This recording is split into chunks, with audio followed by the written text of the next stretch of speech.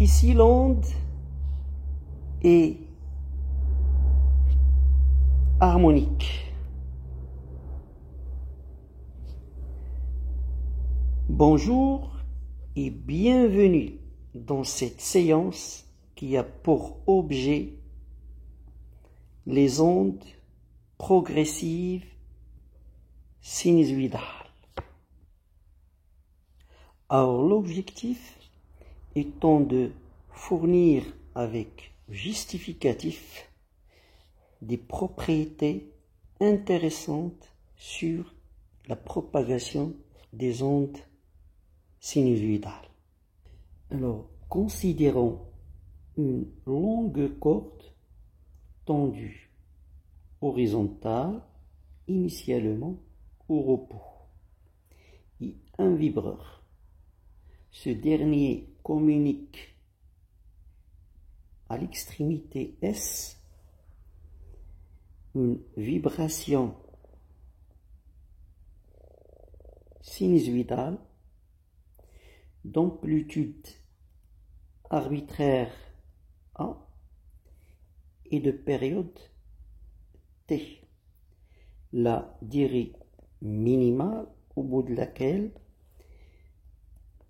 l'extrémité S reprend le même état vibratoire. Par exemple, ici, il est au repos. Ici, c'est repos. Ça, c'est la durée T, qui représente la période. Alors, on peut exprimer T de la façon suivante. L'inverse de la fréquence, c'est aussi égal à 2π fois la pulsation temporelle oméga. Alors, vous avez T qui s'exprime en secondes, N en hertz et oméga en radians par seconde.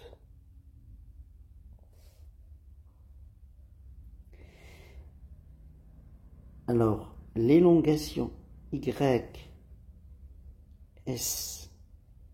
de cette extrémité-là au cours du temps peut s'exprimer de la façon suivante. YS de T est égal à l'amplitude arbitraire A, une fonction sinusoïdale donc sin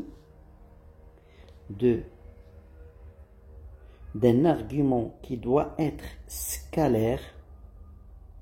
Alors, puisque T c'est en secondes, donc il faut multiplier par oméga pour avoir ici un argument radial, donc sans dimension, donc plus une constante de phase, ce qu'on appelle phase à l'origine, fait 0.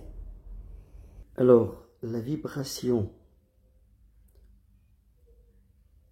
sinusoïdale originelle en S engendre une onde qui se répercute d'un point à un autre du milieu avec une vitesse finie C.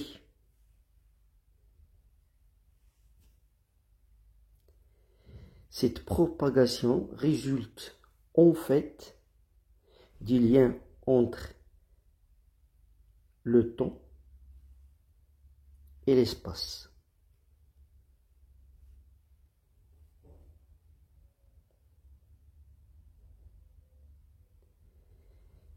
Et au passage de l'onde, chaque point M du milieu reproduit avec un certain décalage temporel delta t la perturbation créée en S. ce décalage temporel est égal à la distance séparant S et M sur la vitesse de propagation de l'onde, que l'on peut écrire aussi sous la façon X sur C, tout en supposant que l'abscisse de la source est nulle. Donc, l'aspect de la corde à un certain temps t fixé peut être exprimé par l'élongation A sinus. Alors, vous avez cet décalage temporel, ça veut dire que le Y est fonction de X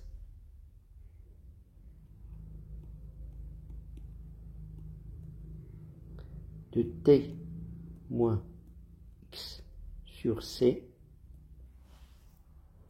Ça, c'est dû au fait que vous avez cet décalage temporel. Donc, le Y, l'élongation d'un point M à l'instant T, ça va être un signe de T moins X sur C. Alors, sinus, c'est une fonction dont l'argument est un scalaire, donc sans dimension. Donc, du fait que vous avez ici une dimension qui est le temps, donc il faut multiplier par oméga pour avoir une grandeur radiale sans dimension. Donc, oméga t moins x sur c plus une phase à l'origine phi 0. Voilà le y, l'élongation d'un point M d'abscisse X à un instant T donné. Donc essayons maintenant de construire une relation qui représente en fait le concept clé de propagation d'onde sinusoïdale dans un milieu et qui lie entre une grandeur spatiale et une grandeur temporelle caractérisant ce phénomène physique. Alors, rappelons l'expression de l'élongation d'un point M de la corde à un instant T. A signe de oméga T moins oméga sur C X plus phi 0. Alors, le oméga, c'est une pulsation temporelle. Donc, si on se concentre sur cette grandeur-là, qui est oméga C, on va l'appeler par analogie une pulsation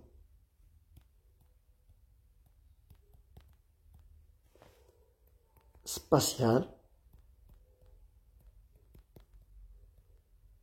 Il sera exprimé, il sera désigné par un paramètre K qui sera exprimé en mètre moins 1.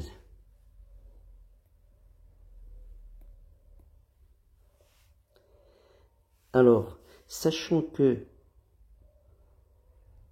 oméga, c'est 2pi sur t, la période temporelle,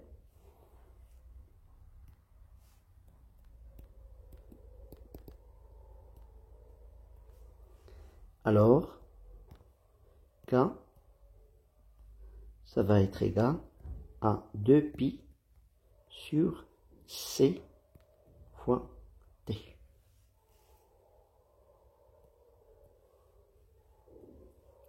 Donc le C fois T, si on fait une distance qui représente en fait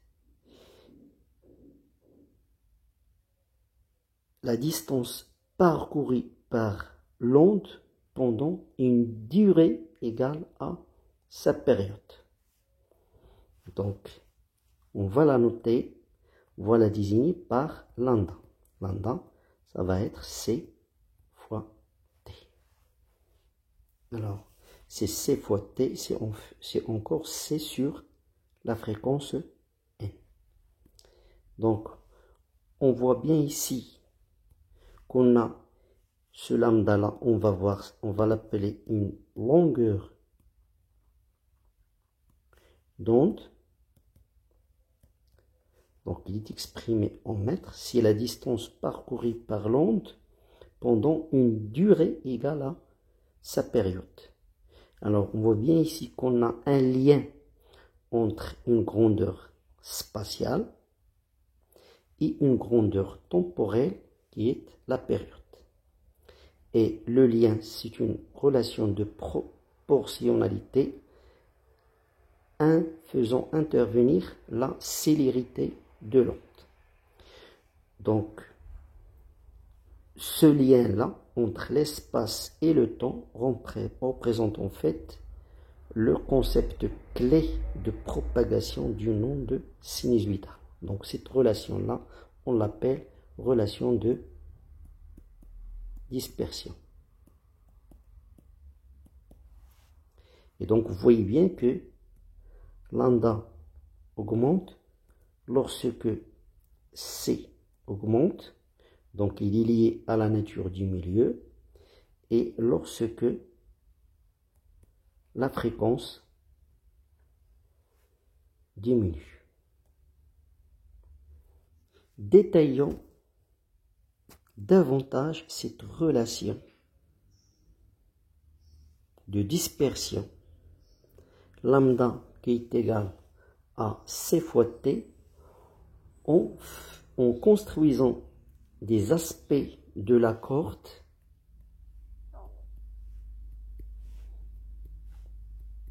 pour des temps fixés T égale 0, T sur 4, T sur 2, 3T sur 4 et T. Donc, rappelons que Y de X T est égal à 1 sin oméga T moins Kx plus phi 0. Donc, lorsque T est fixé, on aura le Yx de T va être écrit sous la forme de A sin de moins Kx plus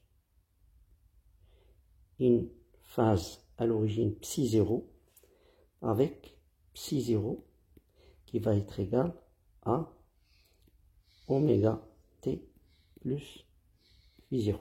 Donc on voit bien ici qu'on a un aspect sinusoïdal de la corde. Donc en T égale à 0, nous aurons par exemple cette forme-là.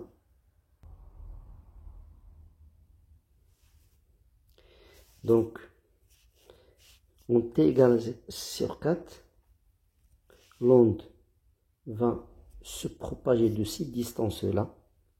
Donc on aura ça.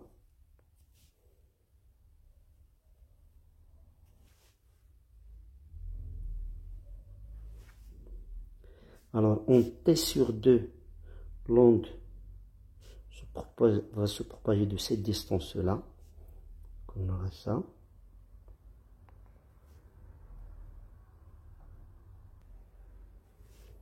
En 3t/4, on aura cette propagation-là.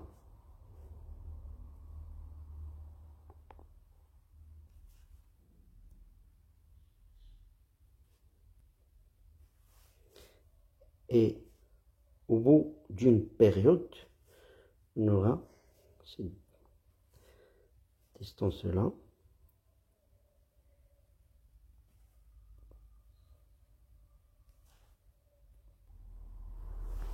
Donc, on aura cette ligne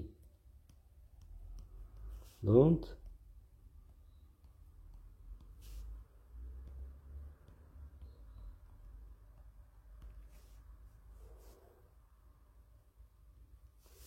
Donc, cette ligne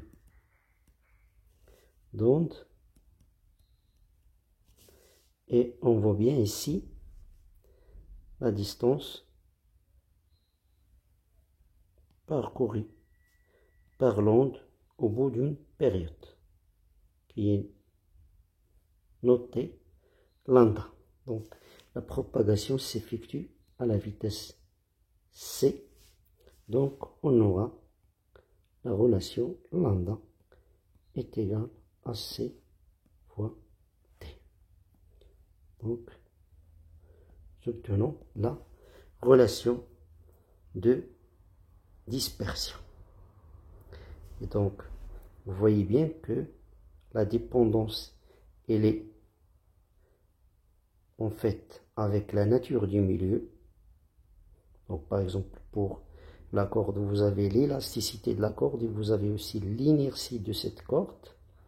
Et ici, vous avez la période donc de la vibration originelle de la source S.